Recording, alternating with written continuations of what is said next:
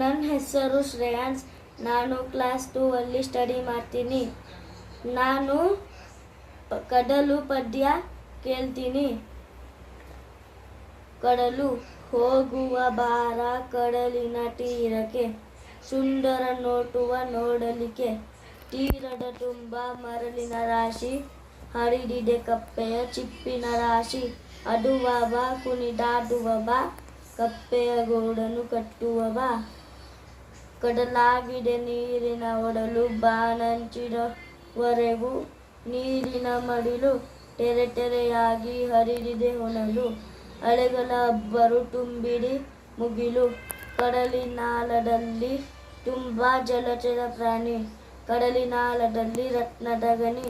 ಸುಂದರ ಸುಬ್ಬಗನು ನೀಡುವ ಗಣಿ, ನಿನಗೆ ನಾವು ಸದಾ ಋಣಿ. Thank you.